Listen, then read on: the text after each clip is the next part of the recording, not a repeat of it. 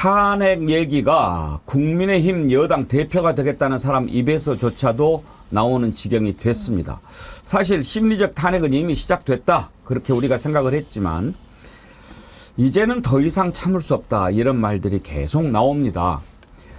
국회 탄핵 청원도 지금 들어오고 있지 않습니까? 어제 20만을 넘었다라고 했는데 방금 전에 확인해 봤을 때만 해도 38만 명을 넘은 것 같은데 신인규 변호사님 혹시 지금 얼마나 됩니까? 예, 저도 지금 청원 사이트에 접속을 했는데요. 지금 기준으로는 38만 2,700여 명 정도가 지금 서명을 한 걸로 나오는데 예. 앞으로 이 숫자는 더 늘어나지 않을까. 매우 그 증가 폭이 빠르고 굉장히 급합니다. 꼭 옛날 우리 정어리 TV 초창기에 늘어나듯이 늘어나는 것 같습니다. 장유미 변호사님, 네. 탄핵 청원이 5만 명이 넘어가면 그렇죠. 회부할 수 있게 돼 있죠? 네, 그리고 국회에서 이제 논의를 하도록 되어 있는 건데요. 5만 명을 넘기는 걸 넘어서 지금 40만 명에 좀 육박하고 있다라는 건 진짜 이 정도가 경종을 울리는 위험 신호로 받아들여야 됩니다. 지금도 국민의힘에서는요, 이런 식의 얘기를 하더라고요. 아, 이거 뭐 한 명이 익명에 숨어서 여러 아이디로 할 수 있다? 그런 식의 아니란 상황인식으로는요, 개선이 전혀 되지 않을 겁니다. 이거 다 실명으로 본인 인증받고 의사표시하는 거예요. 이런 시민의 무서운 힘을 그냥 치부하고 강성으로 그냥 눌러버리면요, 아무런 움직임도 없을 겁니다. 이 정부 지금도 지지율 높다고 할 수 없잖아요. 낮고 이런 역대급 지지율을 가진 정부가 없었는데 국민 두려운 줄 아셔야죠. 탄핵 이야기 국민들 마음속에 지금 불을 지피고 있는 거 아니겠습니까? 김성환 평론가님, 탄핵 청원만 가지고 탄핵안을 곧바로 발의하는 것은 좀 쉽지가 않겠죠? 네, 청원 절차라는 게 있거든요. 그건 뭐 법에 규정한 절차이기 때문에요. 말씀하셨던 것처럼 30일 이내에 5만 명이 동의를 하게 되면 청원이 접수가 되고요. 그 다음에 소관 상임위에서 논의를 해야 됩니다. 논의하고 난 다음에 그 다음에 심사하고 여기서 채택을 할 것인지 폐기를 할 것인지 결정을 한 다음에 국회 본회의에서 심의하고 의결하도록 되어 있거든요. 일단 그 절차는 거쳐야 될 것 같아요. 근데 문제는 이거 가지고 바로 탄핵으로 간다 아니다의 문제를 떠나서 국민 여론이 이렇게 높다고 하는 걸 국회 공식적으로 확인하는 절차라고 볼 수 있거든요. 이러면 이거는 어떤 야당 의원이나 한 정당에서 주장하는 것이 아니라 국회 차원에서 논의하고 심의하고 의결한다. 이런 의미가 있는 거거든요. 예. 그 다음에 만약에 도저히 안 된다고 하면 이런 것을 근거로 해서 탄핵안을 발의할 수 있는 상황으로 갈 수 있는 거죠. 오늘 갤럽 여론조사 나오는 날이죠. 네. 윤석열 지지율 얼마나 나왔습니까? 지지율이 뭐 이거 떨어졌다고 말하기도 애매하긴 하지만 25%까지 26%까지 갔잖아요. 뭐 더 이상 떨어질 것도 말 것도 뭐 네. 주고 나서 하나 20%는 있으니까요. 그러니까 총선 직후부터 21%쭉 그냥 그대로 유지가 되다가 오늘은 25. 네, 26까지 갔다가 예. 그러니까 26이라는 게 대북 리스크나 이런 것들이 딱 터졌을 때 그 문제였거든요. 그때 26 갔다가 이번 주는 25로 조금 내려갔습니다. 사실 30%도 안 되는 지지율이라고 하는 것은 제대로 국정을 운영할 수가 없는 상황인데 이제는 만성이 돼가지고 그런가 보다 하고 있어요. 그게 오히려 사실은 이상한 거죠. 그러니까 대통령도 그 부분을 저는 걱정을 하고 있는 것 같아요. 자꾸 경북 내려가거나 그 대구 내려가거나 이런 것들. 최근에 정책들을 발표할 때도 6.25 그 74주년 그 기념식의 경우에도 대구를 내려가지고 일부러 거기서 연설을 하기도 했었고요. 아시다시피 석유가스전 발견했다고 그렇게 대통령이 나서서 발표를 했던 것도 결국은 대구, 경북 또 영남의 여론을 의식했다 이렇게밖에 볼 수가 없거든요. 그러니까 그만큼 사실은 여기서 더 떨어지면 안 된다는 생각은 있는 것 같은데 문제는 대통령이 여기에서 지지율을 만족하고 있다는 게 문제예요. 그게 훨씬 더 심각한 거죠. 신인규 대표님, 이 급성 질환보다 만성 질환이 더 위험한 거 아닙니까? 근데 저는 가장 지금 윤석열 정부가 위기에 처해 있다라는 직접적인 증거가 뭐냐면요. 보통은 총선에서 이런 대패를 하면 총리부터 해서 정무직 공무원들 고위직들이 책임을 지고 사의를 하는 게 정상입니다. 근데 지금 한덕수 국무총리 같은 경우에는 워낙 무능했고 총선 대패에 책임을 지겠다고까지 얘기를 했습니다마는 아직도 총리는 교체가 아닌 유임으로 지금 된 이유가 결국에는 국회의 문턱을 넘어갈 만한 총리 후보자를 못 구하는 거 아니겠습니까? 그러니까 대통령임에도 불구하고 정권의 2인자인 총리의 인사조차도 못하는 이런 대통령은 사실상 식물이다. 뭐 국민들의 마음으로는 심리적인 탄핵을 이미 받고 있는 거 아닌가라는 생각이 들어서 윤석열 정부는 한치 앞도 지금 나아갈 수가 없는 상황 속에서 유일하게 하는 것은 온갖 헌법과 법률을 위반해 가면서 본인들 윤석열 부부의 범죄 혐의를 가리는 쪽으로만 국가 운영을 하니까 가장 큰 문제라고 볼 수밖에 없는 거고, 또 하나는 공직사회가 나태해집니다. 이렇게 되면 공무원들은 5년 동안 아무 일도 안 하면서 월급만 받는 거거든요. 프로젝트 다 재워놓고요. 사고 안 나게 만큼만 마사지만 하는 정도로 국정 운영을 하지, 많은 공무원들이 아무 일도 안 하기 때문에 전 이게 대한민국이 5년 동안 윤석열 정부 5년 내내 멈춰 있다. 이게 저는 매우 심각한 문제라고 생각합니다. 네, 지금 탄핵에 있어서 제일 도화선이 될 만한 게 차창변 특검법이잖아요. 네. 차창변 문제 어떻게 처리하는가 이거고 결국 이게 국정농단 아니냐 이런 얘기까지 나오고 있는 상황이잖아요. 심지어는 대통령 부속실장이 그때 한창 최상병 문제 가지고 연락을 주고받을 때 국가안보실장하고 통화했다는 사실이 공개가 되기도 했잖아요. 대통령 부속실장이 사실은 지금 제2부속실이 없기 때문에 대통령 부부를 보좌하는 자리라고 봐야 되거든요. 근데 왜 부속실장이 안보실장하고 통화를 했을까? 그렇게 많은 연락을 주고받는 사이에 이 결국은 우리가 많이 이제 아마 얘기를 나누셨을 텐데 블랙펄 인베스트먼트 이모 씨라고 하는 사람, 김건희 여사 잘한다고 과시하고 다녔던 주가 조작범이거든요. 2차 주가 조작범입니다. 그 사람 사무실에서 김건희 파일이 나오기도 했었어요. 엑셀 파일이. 이렇게 연결되는 거 아닐까라고 하는 의혹이 지금 커지고 있는 상황인데, 흥미로운 건 한국갤럽조사 오늘 나온 걸 보면 차장면 특검법 문제에 대한 여론조사 같이 했어요. 같이 했는데 특검 도입해야 한다고 하는 여론이 63%, 26%는 그럴 필요가 없다 이렇게 답을 했는데요. 이게 지난 5월 초, 그러니까 26%면 지지율 같은 거 아닙니까? 그렇죠. 그러네요. 예. 거의 그 정도 예. 수준인데 그러니까 죽으나 사나 그 사람들은 있는 거예요. 지난 5월 7일에서 9일 사이에 한 조사가 있거든요. 그때 특검 도입 여론이 57%, 반대가 29%였습니다. 그러니까 특검 도입해야 한다고 하는 여론이 훨씬 더 높아진 거예요. 한 6%포인트가 높아진 거거든요. 그러니까 입법청문회 보고 난 다음에 이건 안 되겠다, 이렇게 생각하는 여론이 더 많아졌다고 볼 수 있고요. 진보층에서는 82%가 찬성하고 중도층은 73%, 보수층에서는 찬성이 43, 반대가 47이었습니다. 거의 비슷한데 문제는 뭐냐면 이거 국민 여론인 거잖아요. 더 나빠지고 있는 거예요, 지금. 그럼 사실은 받아야 되거든요. 근데 버팅길 수 있는 힘은 딱 한 가지밖에 없어요, 제가 볼 때는. 국민의힘 지지자의 53%가 그럴 필요가 없다고 생각하는 거예요. 그럴 필요가 있다고 하는 응답이 34%입니다. 즉 국민의힘 당권 주자들이 특검 도입 필요 없어 이렇게 주장하는 목소리가 커지는 것도 이 이유인 것으로 보이고요. 국민들하고 국민의힘은 여론은 상당히 괴리돼 있다. 더군다나 대통령은 바로 요 부분 기대고 있다, 이렇게 볼 수 있는데요. 근데 사실은 이것도 보수층이라 하더라도 이 영남권 여론조사만 따로 떼어놓고 봐도 그렇게 호의적이지 않거든요. 그러니까 지역별로 조사한 거 보면 대구 경북이 도입해야 한다고 하는 여론이 50%로 반대하는 여론보다 한 16%포인트가 더 높아요. 이거 여기에 갇히면은 윤 대통령은 이거 다음에 김건희 여사 특검 또 있잖아요.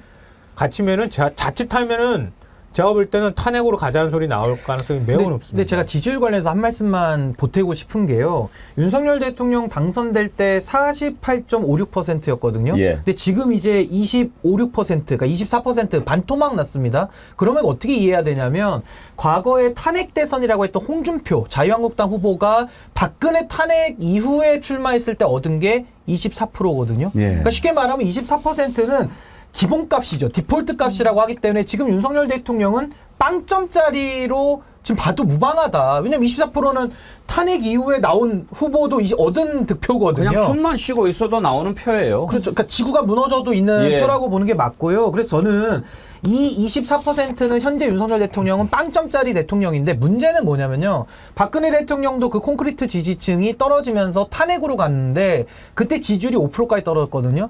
제가 말씀드리고 싶은 것은 이 24%의 콘크리트가 국민의힘의 전당대회를 거쳐가면서 지금 내부 분열로 또 빠지고 있는 겁니다. 그렇다면 윤석열 대통령은 빵점을 넘어서서 이제는 대통령으로서 퇴학을 걱정해야 될 순간이다라는 것이고, 저는 그 특검 관련해서도 우리가 윤석열 부부 특검이라고 제가 얘기하지 않았습니까? 최혜병 관련된 것은 윤석열 특검, 김건희 일괄종합 특검, 이 두 가지가 부부 특검인데, 이제는 그 인베스트 그 이 회장을 매개로 해서 최혜병 특검, 윤석열 특검이 김건희 특검과 지금 만나고 있어요. 마치 견우와 직녀가 오작교에서 만나듯이. 이러면은 윤석열 대통령은 더 이상 버티기 어렵다. 전 그렇게 봅니다. 지금 윤석열 대통령 하면 여러분 어떤 게 생각이 나십니까? 무슨 일을 하고 있습니까? 어떤 일에 열심입니까? 대통령이 돼서 나라를 위해서 이러이러한 노력을 하고 있다. 애를 쓴다. 열심을 보이고 있다라고 하는 것 뭐가 있습니까? 지금 뭐 보면은 좀 열심인 것 하면은 뭐 술 마시는 거 열심인 것 같아요. 그건 진심인 것 같고, 시장 가서 뭐 먹는 거라든지 그런 거 보면 열심히 있어요. 그리고 애국 나가는 거 아주 열심히 나가죠. 민생 토론회인가 뭐 돌아다니면서 뭐 말도 안 되는 얘기하고 막 퍼주는 거, 이거 열심인 것 같고, 최근에 이제 느닷없이 열심을 보이는 게 최혜병 특검 때 막 전화 여러 번 한 거 아닙니까? 왜 그렇게 열심일까? 지금 여러 가지 정황들이 나오지 않습니까? 그 뒤에 누군가가 시켰을 것이다. 이거 외에 지금 물가가 얼마나 올랐습니까? 실업률은 어떻습니까? 사고는 얼마나 많이 납니까? 이런 문제에 대해서 열심을 보인 게 있습니까? 그러면서 대통령이라고 앉아가지고 그 일을 계속하는 것을 두고 보면 그 나라 망하는 거죠. 탄핵은 단순히 야, 너 미워, 너 내려와, 이런 차원이 아닌 거죠. 나라가 더 이상 무너지는 것을 두고 봐서는 안 된다는 애국 시민의 결단인 거죠. 민주당 박찬대 원내대표 얘기를 먼저 한번 들어봅시다. 윤석열 대통령부터 정신 차려야 합니다. 총선에서 불벼락 같은 국민의 심판을 받고도 2달이 지난 지금까지 아무런 반성도 쇄신도 없습니다. 하는 걸 보면 총선 불복의 민심 거역으로 일관하고 있습니다. 이러니 국정 지지도 20%대의 늪에서 허우적대고 있는 것 아닙니까? 윤석열 대통령 탄핵을 요구하는 국회 청원에 벌써 20만 명이 넘는 국민께서 참여하였습니다. 민심이 그만큼 부글부글 하고 있다는 뜻입니다. 인내심에도 한계가 있습니다. 윤석열 대통령이 계속해서 국정기조를 바꾸지 않고 지금까지 일방통행만 하려 한다면 국민께서는 더 이상 참지 않으실 것입니다. 해병대원 특검법을 비롯해서 국회를 통과하는 법안들에 대해 거부권 행사할 생각 말고 전면 수용하고 즉시 공포하겠다고 미리 선언하시길 바랍니다. 그래야 국민께서도 화를 누그러뜨리고 지켜보실 것입니다. 만약에 이번에 최혜병 특검법을 윤석열 대통령이 또다시 거부한다면 그것은 이미 차오를 대로 차오른 그 분노한 민심에 기름을 끼얹는 꼴이 될 거라고 확신합니다. 이제 임계점에 다다랐습니다. 임계점이 무슨 뜻인지 아시죠? 조국 신당의 조국 대표 임계점 발언을 했습니다. 들어보시죠. 임계점이라는 물리학 용어가 있습니다. 물질 구조와 성질이 다른 상태로 바뀔 때의 온도와 압력을 말합니다. 물이 부글부글 끓다가 어느 순간 기체가 되는 순간 말입니다. 저는 요즘 우리 사회에 어떤 임계점이 다가오지 않나 하는 생각이 듭니다. 특히 지난주 국회 법제사법위원회의 최혜병 특검 청문회를 보면서 확신이 들었습니다. 다들 보셨겠지만 윤석열 대통령이 개입한 사실이 확인되고 있습니다. 장희미 변호사님, 네. 요즘 국민들 만나보면 이제 정말 못 참겠다, 한계에 왔다, 이런 얘기 많이 하지 않습니까? 맞습니다. 탄핵은 민주당이 하는 게 아닙니다. 국민들이 하는 거예요. 이전에 박근혜 전 대통령 탄핵 그 국면에도 민주당이 국민들보단 반발짝 뒤에 있었다고 보는 게 맞을 겁니다. 이거는 국민들의 여론과 열망이 있지 않으면 함부로 할 수가 없는 겁니다. 정치권에서 발화할 수 없는 거예요. 그런데 이런 엄중한 상황에 변화하고는 있습니까? 최상병 특검이 도화선이 될 것이다라고 저희 정어리 TV 아주 초창기부터 진짜 처음부터 이야기했습니다. 왜? 공정하지 않거든요. 그리고 아주 본인이 수사했던 농단이라는 이름을 붙였던 여러 그런 부분과 관련해서 겹쳐 보이는 그림들이 많았거든요. 이번 또 최상병 특검과 관련한 입법청문회 어떤 자세로 임했습니까? 선서조차 하지 않았습니다. 그러면 거짓말을 자유롭게 해도 된다는 용인을 법적으로 받은 건데 누가 그 말을 믿겠습니까? 그럼에도 불구하고 대우가 흔들렸던 점이 있죠. 왜냐하면 계속해서 대통령이 너무나 직접적으로 관여했다는 정황이 더 짙게 나왔거든요. 아무 상관없는 공직기관 비서관 라인이 움직이고, 그리고 유재은 국방부 법무관리관은 경찰 내에서 전화가 올 거다라고 이 안보 그 보좌관한테 직접 전화를 들었다는 거예요. 그 직후에 전화가 왔다라는 거예요. 왜 이렇게 관여합니까? 누구의 지시였나요?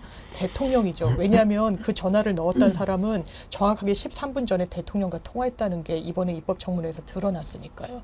대통령 이제 뭐라고 얘기해야 됩니까? 정말 탄핵이라는 말의 엄중함을 본인이 새기고 있다면요.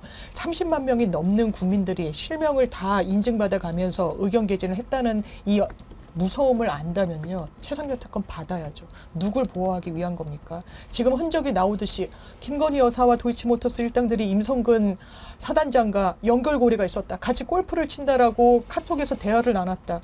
대단히 유의미하죠. 그 부분과 관련해서 누구를 보호하기 위한 겁니까? 임성근 사단장을 보호하기 위한 건가요? 아니면 김건희 여사에게 불똥이 튀는 걸 막기 위한 건가요? 정말 이제는 턱 밑까지 차올랐다. 이 생각이 듭니다. 우리 신인규 대표님은 네. 지난 대선 때 국민의힘에 계셨잖아요. 그때 이제 윤석열 후보를 지지했을 거고 윤석열 후보를 찍으셨을 거예요. 근데 지금 와서는 윤석열 빨리 물러나야 된다는 생각을 갖고 계시지 않습니까? 아까 48.56%로 당선이 됐는데 지금 이제 25%, 6% 왔다 갔다 한다. 그러면 그때 윤석열을 지지했던 사람 가운데 거의 절반 가까이가 빠져나갔다는 얘기인데 보시기에 무엇 때문에 빠져나간 것 같습니까? 일단은 저는 그 대선 당시를 좀 복기를 해보면요. 당시에 사실은 대한민국 구조 자체가 워낙 양당제로 세게 붙는 선거였고 하다 보니까 이제 문재인 정권에 대한 상당한 분노, 심판, 이게 이제 사실은 윤석열 후보에게 당시에 투영이 됐었고, 더 중요했던 것은 이준석 대표가 바람을 일으키면서 보수가 변화할 것이다 라는 그 희망에 저도 투표를 했던 겁니다. 근데 결과적으로 이준석 대표도 그 대통령을 만들어 놓고 지금 뭐 어디가 있는지 모르겠고, 윤석열 대통령은 되자마자 장제원 당선인 비서실장을 임명하면서 저는 그때부터 이건 뭔가 잘못돼도 잘못되겠구나라고 저는 생각을 했었거든요. 그래서 지금까지도 저는 그때 정권을 만드는데 일조를 했던 사람이기 때문에 참 국민 여러분들께 지금도 저는 정말 죄송한 마음이고요. 그래서 저는 윤석열 대통령이 후보 시절에는 이렇게 국정 운영할 거라고 이야기는 안 했었습니다. 근데 그때 당시에는 좀 실용적이고 미래지향적이고 뭔가 이렇게 전문가들을 통해 가지고 본인은 정치를 잘 모르니까 좀 뒤에서 겸손하게 있겠다 이런 식으로 약속을 했는데 정권 잡자마자 완전히 본인의 말과는 또 180도 다르게 행동을 하는 겁니다. 근데 이거는 어디서도 되게 유사해 보이냐면 문재인 대통령도 윤석열 검찰총장 임명할 때 면접을 봤다는 거 아닙니까? 검찰개혁의 뜻이 있느냐? 잘하겠다. 이렇게 얘기를 했는데 임명하자마자 완전히 돌변하면서 그때 조국 사태가 이루어졌던 거거든요. 그러니까 결론적으로 말씀드리면 진보와 보수라는 진영을 넘나들면서 특수부 출신 검사가 권력만을 얻기 위해서 양 진영의 뒤통수를 다 쳐버린 거죠. 결론적으로는. 그래서 지금에는 나라를 이렇게까지 망가뜨려 놨기 때문에 저는 이제는 24%밖에 안 남았다는 것은 윤석열 대통령이 현재 빵점이거든요. 정학이냐 퇴학이냐만 지금 남은 상황입니다. 근데 여기에 대해서는 윤석열 대통령이 아니다라고 여기는 사람들이 이제는 다 들고 일어날 수밖에 없는 거고, 저는 지금의 단계에서는 제가 뭐 탄핵을 발의하자, 탄핵하자까지는 제가 이야기는 안 하고 있습니다만은 전 윤석열 대통령에게 좋은 말로 할 때 본인이 나라를 위해서 내려와라. 저는 사임을 촉구하고 있습니다.